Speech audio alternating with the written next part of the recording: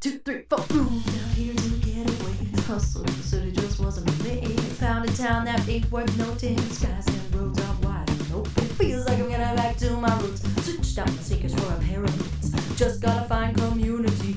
Hello, my flying squirrelies. How do we feel about this as a listener name? I'm shocked, but I have like almost 90 subscribers and I really didn't expect that to happen. It's super fun. I'm really grateful for anyone who tunes in and listens and comments, likes videos, whatever. That is fun. And I really hope that the random people all over the country or even worldwide who need to find this can find it, because we all need a little bit of community. So I'm thinking about doing a seasonal kind of thing, just because the podcast, it's a lot on top of my job and my shop and everything. So I might sometime in the fall end the season and then start it over next summer or something next year. I don't know. We're thinking about it. My hot drinks of the week is, there's so much. I had a lovely, awesome birthday. I went to Providence over the weekend, and that is an adorable little city. It is so gay. They call the gay district the Fruit Loop because there's like these gay bars in kind of a circle. And I think that's the freaking cutest thing I've ever heard. I love it. I do not have a hot drink today. I have a drink chilled at exactly 52 degrees. This is my Sonoma red wine, and today I'm kind of missing California and just wine tasting and driving down Highway 1, stopping at the cliffs on the coast. It's just an awesome place, but I'm really happy to be here too. Okay, today's episode, we talk a lot about religion. That's the main, the core theme of the episode. And so I just had to bring up something that's been kind of pressing on me, and that wherever I can, I just kind of want to spread the word about, because it's really central to Americanism, religious freedom, freedom from religion, American politics, the legal system in general. And that is to do with the Mormon Church bullying small towns into building whatever they want and basically breaking the building codes that are there to protect residents in these small towns. The entire point of these building codes, especially in residential areas, is to protect residents. And the Mormon Church has been literally coming into these small towns, proposing giant buildings that do not meet building codes, which are their temples. And then when they get turned down, they threaten to sue. Sometimes they do sue, sometimes they win. And there has been some corruption. There are cases where the Mormon Church's law firm donated directly to city council members in order to pass their giant buildings, which somehow isn't illegal because technically it's not the church itself donating, I guess. And making donations to city council members is allowed. And it's literally bribery. The church can just say, okay, lawyers, we're going to pay you $10,000 extra per city council members for this case. And then you just donate it as a law firm and don't involve us and don't say our name, and it'll be legal. Like, it's so obvious. I guess maybe I should cover my ass and say that this is not a proven allegation. There is no proof that it was the church that bribed the city council, and there's no proof that this was bribery, but I'm sorry, it seems obvious and clear to everyone. So this, I think, has been affecting me because obviously I grew up Mormon. Did I mention that again for new listeners? And I have seen the church be a bully in a lot of situations, but this seems like kind of egregious to me. And because it's really like relevant to the small town conversation, which is sort of what this podcast is about. Across the street from my house, I have an entire forest, and that is somebody's land. So theoretically, somebody could sell this land to the Mormon Church, and they could come in and clear out all the trees and try to build a religious building, a giant temple with hundreds of foot spire. They would be breaking our town bylaws, I can guarantee, but they could theoretically fight this and say that it's religious discrimination not to let them build, and they could theoretically win because the city council in a tiny town is not going to have the money to fight and pay lawyer fees. So I really feel that. I would be so angry if I was in a town dealing with this and dealing with this actual bullying from this church. The Mormon Church has over $300 billion with a B dollars. That is so much wealth. They are on the level of the Melinda and Bill Gates Foundation. I believe they have more money than the Melinda and Bill Gates Foundation. All of these major tech leaders, they have roughly the same amount or more money than them. Like, that is super concerning because this organization is tax-free and they get involved in politics. and the legal system in ways that seem to infringe on the rights of others and often do infringe on the rights of others. They were very involved in Prop 8 in California, and that's something I'm personally familiar with because of my family's involvement and living in California at the time. That is only one example. So one of the issues that I think is really important for people to understand about religious freedom, Mormons are central at a lot of the fights for religious freedom. Oh, hi, my kitty cat. Yes, she loves to sit on my lap when I'm doing intros. Come here. Hello. You want to sit down? Yeah, I love you. You're my best friend. Ooh. Okay.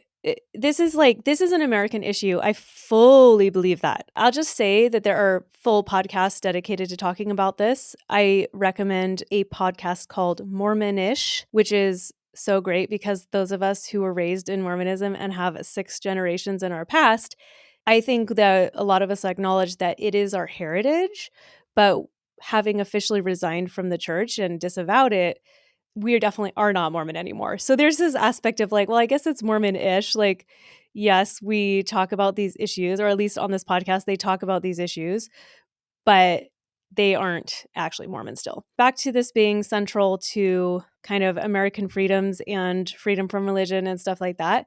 Here are some important factors.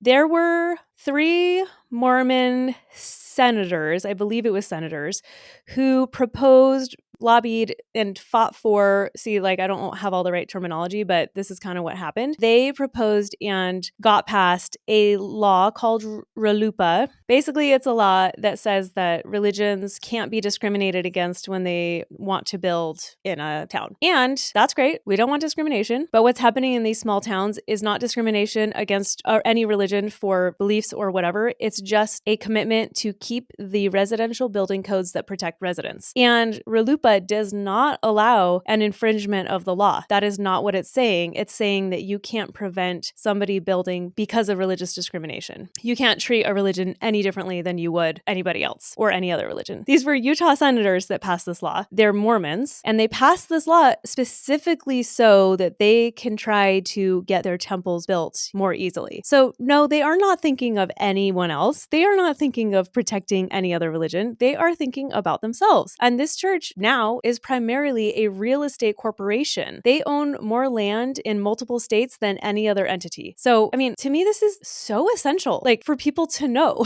Like, they're the biggest landowner in Florida. Like, Florida is not full of Mormons. Like, how did this happen? They just have so much money. Okay, and here's another thing. This is a tax-free organization, right? I did not realize that this extends to property tax. So imagine, okay, I pay $12,000 in property tax for my house every year. Now, that's a lot of money for me, but imagine a $300 billion corporation getting to build almost wherever they want, almost as big as they want every time, and not having to pay any property tax for that entire plot of land or the building. So they come into these small towns and bully these small towns into letting them build, and they're not even paying property tax on these properties. So they're not even contributing at all to the well-being of this community. I'm sorry, but it floors me. I don't know how I didn't make that connection. So what happens is, so they take over the land, they affect the property values of all these people. They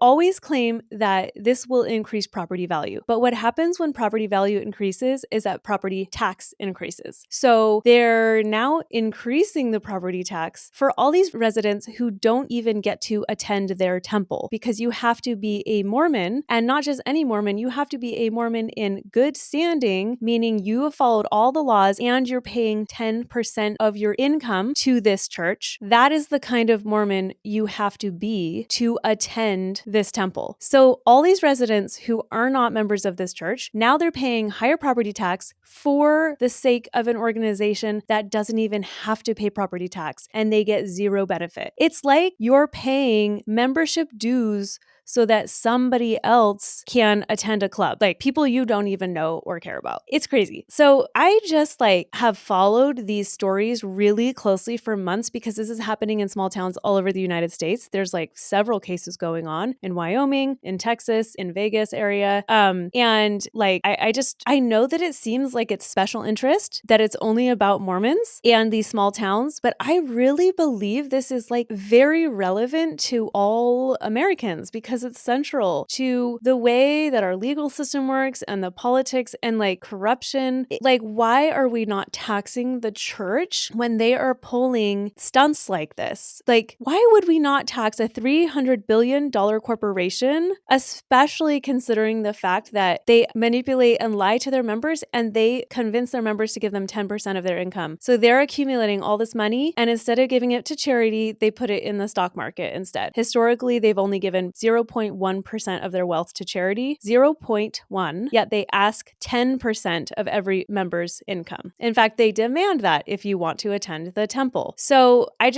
feel really, really passionately about freedom from religion, taxing the church, like not giving such blanket freedoms to religions, and like just focusing more on what kind of protections should they actually be getting, and like at what point have we turned freedom of religion into freedom to bully. And I just think that concept in general is top of mind for a lot of people right now, and during the election, and like, you know, viewing so much Christian nationalism happening.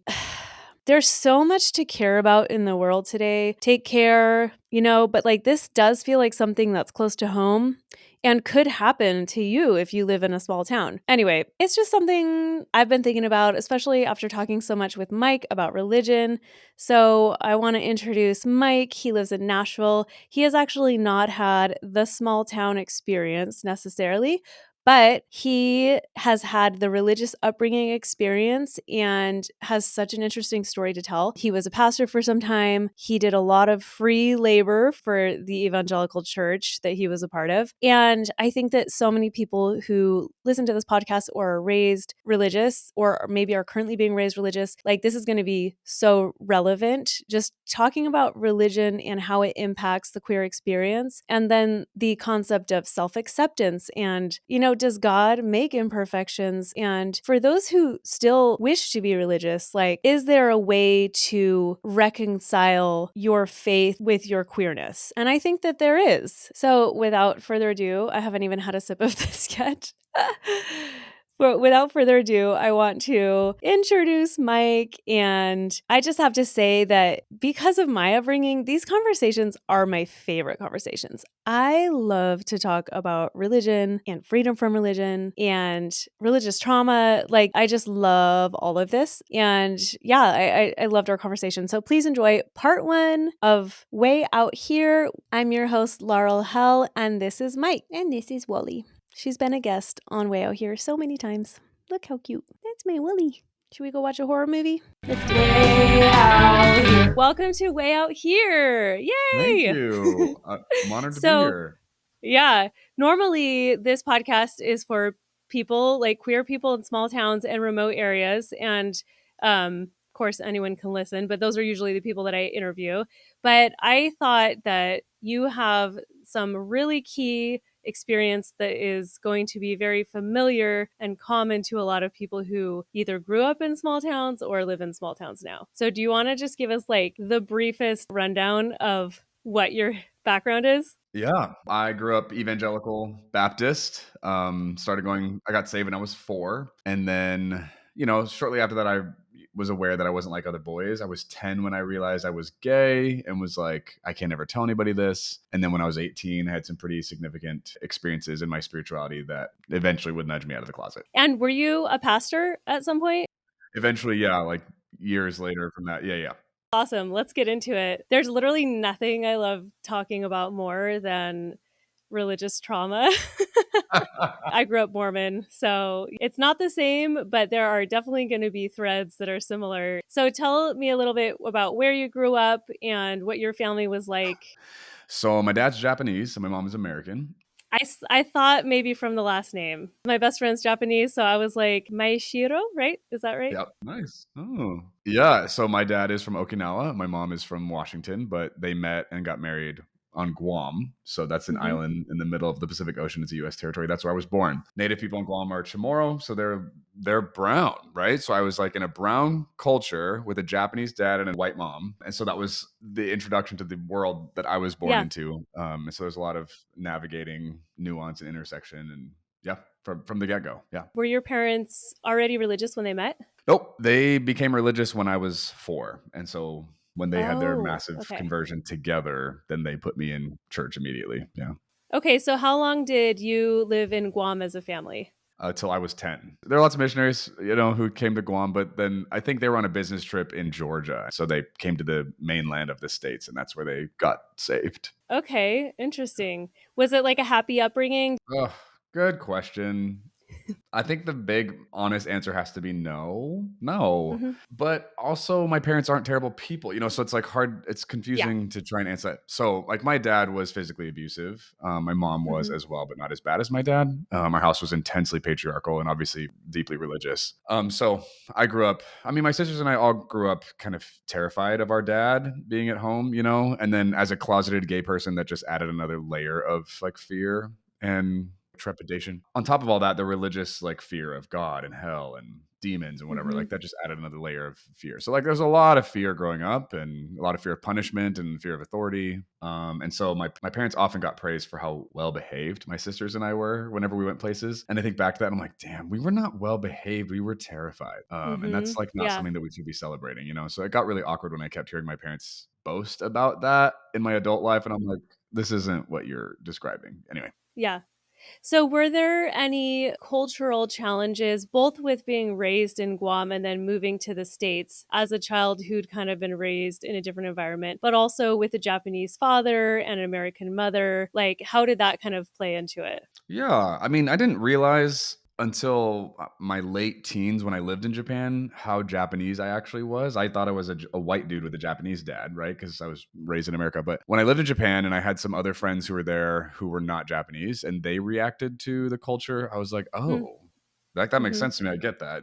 That's weird to you. Oh, interesting. So I started noticing from their contrast ways that I was, I had Japanese thinking in me in Right. You're like like, in a I lot of did pick things up. Yeah. yeah, I did. Right, exactly. Like I not just like the language, and not just like navigating my relationship with my dad, but also like the way that I saw the world and related to people where it was impacted by Japanese culture. And I didn't know that for a long time. I think I thought of it as an advantage and a benefit for most of my childhood. It wasn't until like my late teens and early 20s, and I was doing a lot of deep introspective work that I started recognizing some cultural like restraints and barriers that I didn't really like register for a long time. And I'm still to this day unpacking some of those nuances, but yeah. Yeah, for sure. Absolutely. My dad actually lived in Japan for 2.5 years, and I feel like he brought like a lot of the kind of ideas into our family a little bit. So after Guam, so your family was on a business trip in Georgia and they brought you, or they were just there, your parents were there? Just my Okay. parents were there. When they came back, all of a sudden it was Evangelical Central. What a shock. Who did they meet? Do you know anything about that? Like how they came across the missionaries? It wasn't missionaries, so they were involved with Amway. I don't know if you know what Amway is. Yep, I do. Yeah. Yeah. So there was a worldwide Dream Another Builders. cult. Yeah. Yep. Yeah. So they had connections to an organization called Worldwide Dream Builders that was a specific group within Amway, right? That's the most culty name I've ever heard. Like, you're like, that should Yeah. have tipped you off. Yeah. So that was like majorly influential for many years of our lives. And so much of the ethos that my parents were getting from that world was white evangelical, like white Yeah. supremacy, I think was actually a major theme of it. And it's really strange to watch my dad, who's an immigrant, just embrace white supremacy. So like, Yeah. it's shocking. So I don't know who those people were, but they went to Georgia for that trip. And then when they came back, they were still like subscribed to this system and the way of thinking and the leadership trainings and all that stuff, which deeply impacted the religious decisions they were making. So anyway. Right. And there's such a crossover with MLMs and Christianity and America. Like, it's just the trifecta. It's a dangerous, dangerous place in the middle of all that. Yeah. Yeah. Definitely Utah is like the capital of MLMs, so I'm very familiar with this. doTERRA, Wow. essential oils, and yeah, pyramid schemes Nice. are alive and well because the I church is a pyramid scheme. So there you go. Yep. How did you feel? Like, do you remember them coming back and being like, they're different, this is intense? Like, what did you feel? Or were you just like, this is what we do now? Because you're a kid. You're Yeah, I didn't have a ton of memories earlier. I have a couple, but not a ton. So I didn't have a huge contrast to compare that I can recall. So it didn't feel like a huge shift. I do remember first going to Sunday school and then going to private school. Like that was a change. But so much of before that time, I don't remember. So it didn't feel like a big shift. It felt like pretty early on in my origin story. Yeah. Okay. So you're growing up, you're like between this age and 10, I just remember there is a lot of shame that can come up during that time, fear that can come up during that time. Am I good enough? And what age do you get baptized? Or is it just like you said you were saved at 4? So what does that mean to be saved? To be saved in evangelicalism, at least in the one that I was raised in, was basically I confessed that I was a piece of garbage as a sinner, right? That I was like inherently evil and flawed and unworthy of God's love by myself.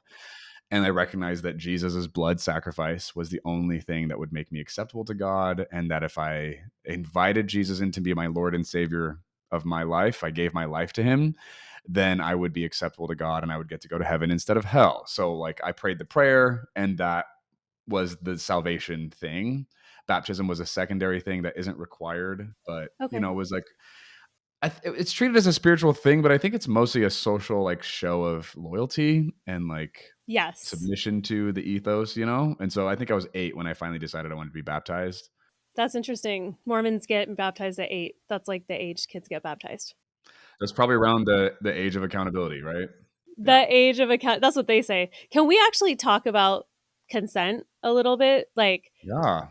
so you're Yeah. 4 years old, and you are committing to give your entire life to this structure Yeah. of living this religion, this faith. How could you consent Yeah. to that? Right. Right. I mean, when you're told at that age with where your brain is and who your parents are and how you assimilate information, like I don't know that consent is really like on the table for someone at that age because you're not critically thinking through things. You're not analyzing. You don't have the capacity to do that. You are simply absorbing new information and accepting it as reality because the people you trust are the ones relaying it to you. So yeah, consent is a huge. To me, like ethically, I'm like, I don't know how we're getting away with doing this to kids. This doesn't feel like this doesn't feel okay. This feels violating. Maybe abusive is a word I would use. I don't think that's extreme or dramatic. I think that's appropriate. I think it's abusive to teach a kid that they're inherently evil and damned for hell, unless like before they're like old enough to even process that information critically and like decide for themselves. Like that's not fair. Um, Did but you that ever like we'll get to your story when you're older, but I'm just wondering with the consent thing, did that influence how I imagine it would influence how you live your life as you're growing and feeling like you have to stay in it, you have to be committed because you promised this. You made that choice. You made the choice to be in it. So, I would say for me, it was less like I made this choice and more like this is the truth. This is where I belong. These are my people. This is reality. Like to me, it was not, I chose this, therefore now I need to uphold my commitment. It was this group of people are the only ones on the planet who know the truth. yeah, that's how I felt too. Right? Yeah. It was more after leaving that people would say, but you made this commitment. As if you leave an abusive marriage and people are like, oh, but you made this commitment. So maybe that is more a perspective that I've gotten after leaving. But you're right. When it is your entire reality and your entire worldview, and literally this is the planet you're living on, it's impossible to make a different choice. You just Yeah. don't have the mental Yeah. capacity to do that. How was it like as a kid? What was church like? What did you come across? In a lot of ways, I didn't know any better, right? So I couldn't really compare or contrast like this sucks compared to other ways of being able to live. I didn't know any different. So I couldn't really be upset or bothered by some of this because I wasn't presented a choice. But for sure, one of the earlier, most terrorizing things about being in evangelicalism was the homophobic, anti-queer message that was repeatedly preached, from the pulpit. Because I at 10, I was conscious like, oh, I'm gay. You knew at 10? I knew consciously at 10 that we call people like me gay. I knew before that I was different. I just was not sure why I was the way that I was. Like, why do I want to play with Barbies? Why do I get along better with girls? Why am I like feeling this draw toward boys the way girls seem to, like it was like that before. And then when I was 10, I was like, oh my gosh, I'm gay. That's what this is. And oh, And that's terrifying at that yeah, age. That's so yeah, scary. yeah, that's not a fun realization. That was like a death sentence. It was like, oh, I can't trust anybody in my family or my church or anybody that I consider safe and community to me. They're all going to believe that I belong in hell or that I'm deceived by demons or whatever. Like they can never know, right? Because I knew that wasn't true. I knew there wasn't anything wrong with me in terms of being like a part of the community and like a follower of Jesus even. But I was gay and I knew that we all hated gay people. So I was like, I can never tell anybody. So that was like terrifying and really painful. Was there any talk about possession, or was it more like you're just being led astray? Yeah, it depended. It depended on the occasion and the person. Like it varied. So certain people in certain contexts, it was demons, evil spirits, perversion, deception. In other contexts, it was brokenness, trauma. That was more later, like in the early 2000s. It was getting more toward I'm psychologically damaged. I'm, in That intimacy. was about the time they were like, well, this isn't working, so we gotta Yeah. adjust like the message. Yeah.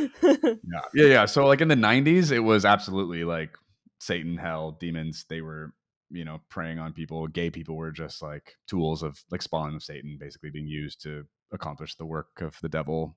Yeah. It was, yeah. But that was like earlier, which obviously isn't fun. That's not healthy for a young kid to be like thinking and internalizing about themselves. But yeah. Did you have a plan like about what your future would look like?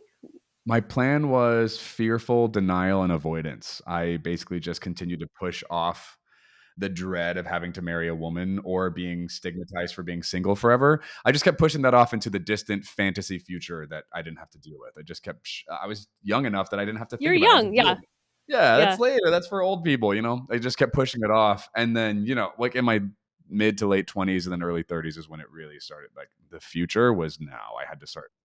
So the journey kind of evolved at that point. But yeah, back then it was like avoid, ignore, deny, gaslight myself, embrace the cognitive dissonance. This isn't happening. Did you have crushes? Like you said elementary school, Yes. middle school, like Yes. tell me about your Oh crushes. my god. Yeah, I had crushes for sure. Usually on my like close guy friends, which sucked because it would always once I'd become conscious that it was happening, I'm like, oh crap. Like, what do I do? How do I figure this out? How do I because then once I realized I had a crush on somebody, all of a sudden I'm like, I need to process all kinds of emotional sensitivity. I'm like hypersensitive to anything they say and do. Right. It Yeah. puts them at this high stakes, unrealistic place of like having to behave in a certain way that I want them to. It was so toxic, and I was aware, like, I hate that I get this way. I don't know how else to manage this. This sucks. So once I realized I had a crush on a friend, I'm like, oh crap, I have now become a problem in our relationship. Let's see how this goes. And I would just like try and survive behaving as normally as hetero as I could, It's so but exhausting. Yeah. oh, for sure. The amount of energy it takes to like maintain that is debilitating. I remember I was 12. So from 12 to like 15, I fooled around with my best friend at the time. Oh my Um, god. That's yeah. amazing. I'm That's jealous. amazing. Did you say you're jealous? Yes, Why would you? because I was just like so naive and closeted for so long. So he's straight, I'm assuming. Well, that's what I assumed. And for the longest time, I assumed that. But the more I think back, being out But and like the more I how did talk, you like you know what's happening, but how did he justify it, or how did you justify it? Like yeah. So, I mean, I've talked to him since, we still talk to each other to this day. yeah. He's a You're like, missionary. "Remember when?" Yeah. Well, no, sorry. We don't talk about that. Oh, okay. I remember like early 20s, I brought it up and I was like, hey, can we talk about this? And he got very uncomfortable and did not want to talk about it. Did not want me to talk to anybody about it. Like it was just a taboo, and I was like, oh God. Mhm. Yeah, yeah. And then when I was about to come out, when I was like on my journey of coming out, I called him up and was like, hey, this is happening. And he was like surprisingly like, well, he would like listen and like He be was willing to chill hear what, about yeah, he wasn't sure. Yeah. demonizing you. Yeah. Yeah. And then we met up like a year ago ish. He asked me to come to like an event with him, like a church event. So I did because I selfishly was like, I need some closure on this relationship. This person still holds this Mhm. romanticized place in my history that may or may not be true, and I would like some answers. So I went on that trip, and a couple Yeah. days into it, I found myself feeling like I was in the closet again, and I was like, "Hey, we got to talk," because it was like emotionally, I was distraught, you know? You were out at this point to him though, Yeah, or by that point, I'd come out publicly and all, yeah, but you felt like you were having to perform kind of your straightness or how you were like the same way that you were before you were out. yeah. When I was with him at that event, we like went somewhere in Florida for this event, and we had a hotel. And while I was with him for a couple days, around all these like very fundamental Baptist Christians, I was just well behaved, just out of survival. I didn't mean to. I just kind of shifted into this like cosplaying as a straight guy again. And after a couple days of doing that, I was like worn out and distraught. I was like, "Oh God, this sucks. Why do I feel this way?" And I was like, "Oh, I'm in the closet again. How did this happen?" So then I was like, "We got to talk." So we sat on the balcony for like 2 hours, and we ended up arguing about theology, which was such a bummer. That's not what I wanted to talk about, but that's all it kept going toward was the Bible. The Bible says. The Bible says. And I'm like, "Oh my God." And I Yeah. was like foolish enough to. You're like, I'm so like you're like, yes, I love talking about that, but I'm also so past that because I have bigger things happening right now. Like, Yeah, and, like, yeah. also just I don't mind someone citing the Bible for like, inspiration or source material for why they might think something, but, like, let's be honest and, like, allow logic and reason and practical application to, like, also participate in the conversation, and that was not allowed, and that was really confusing to have to continue to butt my head up against it and just be like, "Well, the Bible says, we're just gonna disagree about that. We just disagree about the Bible." I'm like, "Oh my." So that was just like wrestling for 2 hours of like, what about, look at all these other things coming out of the way you're thinking and believing in the world. What do you say to these results and this impact? And then there was all these weird excuses that just continued to protect, which is this big idea about how to read the Bible that to me is like actually really harmful and toxic. And so ultimately, like the conversation for me was like a huge win because I got the closure I needed. I was like, you're Okay. insane. This is good to Yeah, know. yeah. Like, thank you for being honest. I really am glad to know this is where you are. I don't want you in my life as a friend. Like, I don't mind having a relationship, but you are not a friend to me, and we are not going to be connecting on an emotional level, Like, anyway, that was really helpful. I needed that. So while I might have been advised from other people not to go on this trip, not to go visit this person, some part of me knew I need something from this person or I need some whatever. And I got it. I got the closure I needed. And it was so painful and important to get to like feel that closure in that relationship. Yeah, I have come to this point recently. Like it took, I've been out of Mormonism for 7 years or so, and it really was not until recently that I came to recognize and accept that sometimes like you're not even speaking the same language with these people anymore. I used to argue or present facts, and there is value to that as well, but like realizing in certain situations that you're talking past each other. They're talking about sin and you're talking about facts or something. And you're like, your idea is abstract and my idea is concrete. Those two languages are not going to communicate with each other. Yeah, yeah. Or like it's illogical for and superstitious for you to relate to these ancient texts the way that you're talking about them. That's not real, right? I think ultimately like where I was getting continuously lost was like first of all, how you're reading and citing that particular verse or content like passage is out of context and inappropriate. Like this literalism is actually really problematic, but then also the magical book isn't magical. So like, but these are fundamental like differences in understanding about where we're even starting from. And just it was so far back contrasted that we couldn't even it was so impractical to try to talk to him about any of that. Exactly. That's honestly a very powerful lesson to just learn when you're talking to people that are in your ex faith or whatever. It's like, Yeah. if you can be the bigger man and be like, okay, I'm actually just not going to argue this because it's not going to go anywhere. And you just are the one to say that, then usually you can move on to something less, just not always, but I don't know. I do avoid these days arguing theology with my family. Back to your story, you fool around with your friend. Is there any type of like guilt repentance culture where you have to confess, like a confession culture in evangelicism? Did you feel like you needed to do that? Yes, I did. So I did confess to God a lot. I didn't talk to other human beings about this. There was nobody safe in my world for years to be able to talk to about any of this. But I definitely like every time he and I fooled around, I would have this penitent like come to Jesus after like party where I'm like, I'm so sorry. Oh God, fix me, heal me, change me. After Like, party. Yeah. Sounds like a common occurrence, which is sad because like so many of these like early sexually explorative experiences that should be like viewed and experienced as beautiful were like all heavily under the lens of shame and guilt and fear. So there was a ritual of giving in to my temptation and then groveling at the foot of Jesus afterward, and just this cycle of repeat after, over and over again. Absolutely. But I didn't Yeah. talk to people about it for a long time. That's good because that can be really traumatic, you know? Yeah. So, I mean, I think both is traumatic. Like having to live in such isolation is traumatic, and then talking to people who refuse to understand you and will like demonize you is also like there just wasn't a win. So I chose the lesser of two evils of just psychological torment of isolation and shame, which yeah, sucks. But that's anyway, sad. yeah. Yeah. So you get to high school. Were you still kind of hanging out with this friend? Was there any kind of vibe going on there? Like, did you continue dating throughout high school? We'll call it We were dating not. in the Yeah, we were closet. dating. Yeah. We were Secretly. we were friends with consistent benefits for 2.5 years, but we never talked about it. It was So long. My long goodness. time. Long time. Never talked about it. It was always in the dark. It was always the back room, back door, back like quiet. We don't talk about it. Yeah. So nobody in my life knew that was happening, and he and I never talked about it or acknowledged it.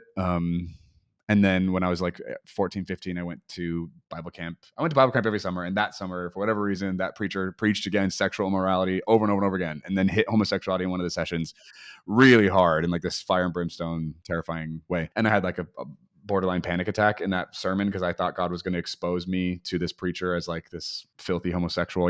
So I had to like get out of the room or like out of that stadium and just like breathe outside for a second and come back. But that was like a wake up call for me. So A wake up call to religion, a wake up call to faith. yeah. Is that what you mean? Yeah. Yeah, to adherence to the code, to purity culture and heterosexism. Like, oh, I have to get a hold of this. I cannot keep behaving this way. I got to get this person out of my life.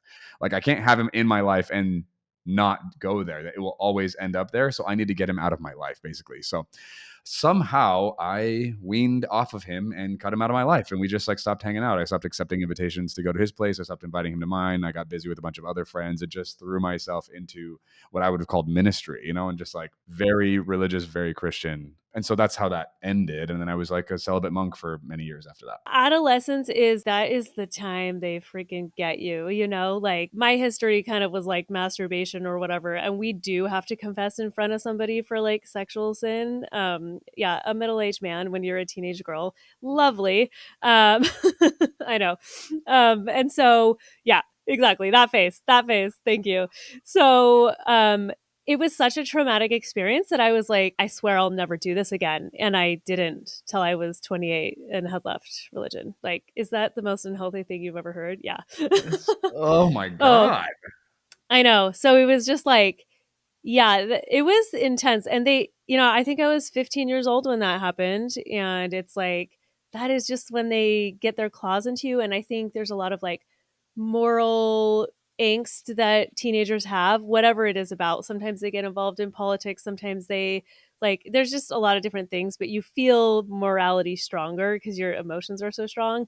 And so I think churches prey on that, they like, Yeah. that's why they send you to youth camps and stuff. They're like, we have to get them solidified in this before they leave for college, before they become an adult, and Yeah. it works pretty well. So, Yep. Yeah, it goes deep for sure. That is shocking, by the way. I can't believe.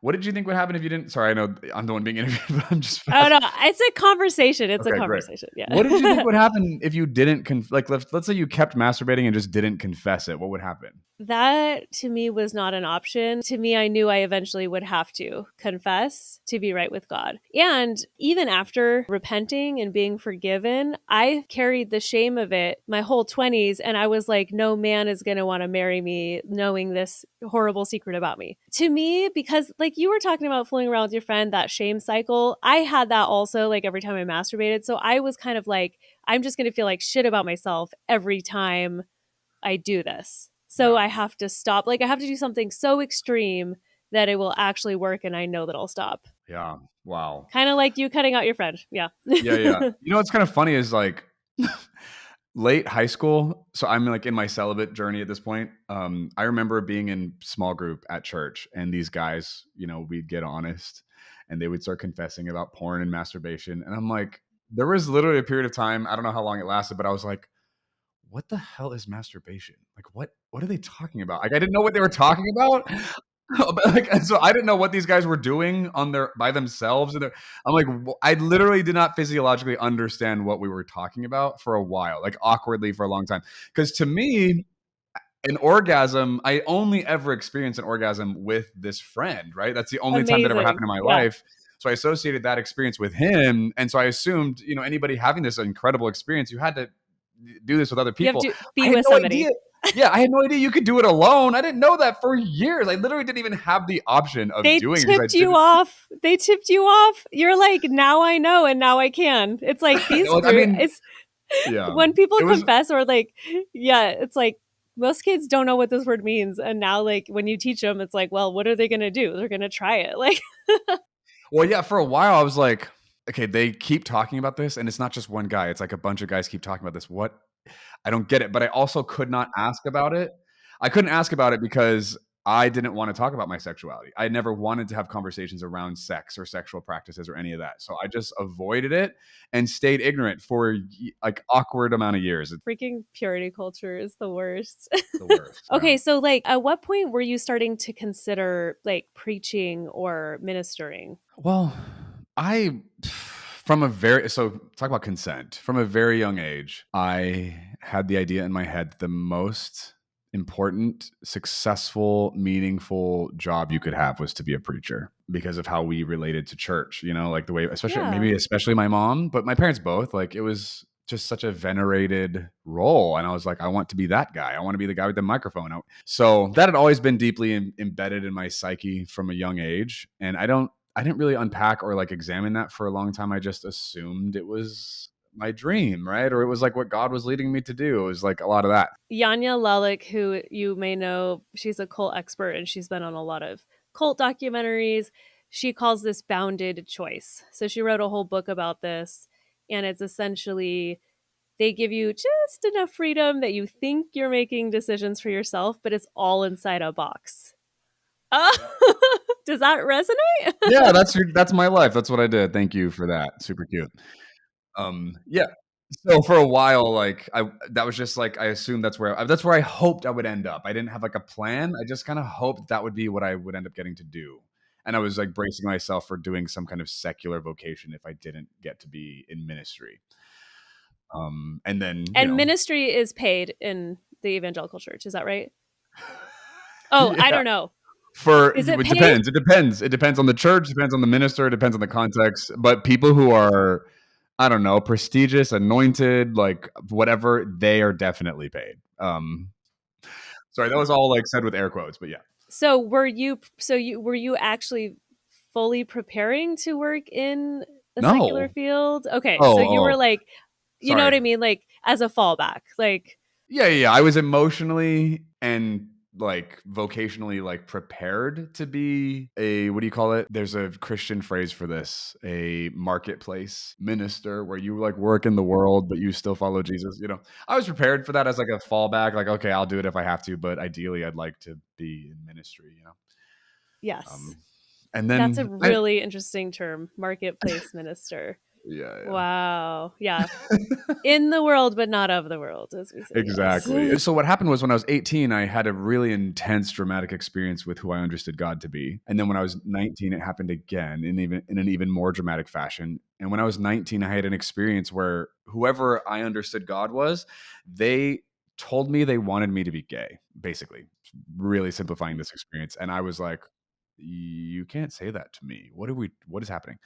But it changed my life. It was so healing and transformative, and yet deeply secretive because I couldn't tell anybody that happened. But that put me on a pilgrimage. I was working actually. I didn't go to college right away, so I was like out. I had an adult job and was making really good money for my age. And I left all that to go study ministry in Japan with YWAM, with Youth with a Mission. And then from there, like this pilgrimage just like went on for a couple of years, and I landed in Redding, California, where I went to ministry school there, and then my ministry career took off while I was in Reading. That's really beautiful that you could at least accept yourself. Like Yeah. and like through God too, like that's That's awesome. So like you were able to, I mean, obviously you're like, I can't actually explore this, which is toxic in its own way, but Right. to at least the starting point of like, I'm going to accept myself. And did you just feel like God will use this to save other people, like in whatever way that he does? Or it was No. just like, I'm going to stay celibate and never tell anyone, or Yeah, I did not think God was gonna use this to save anybody.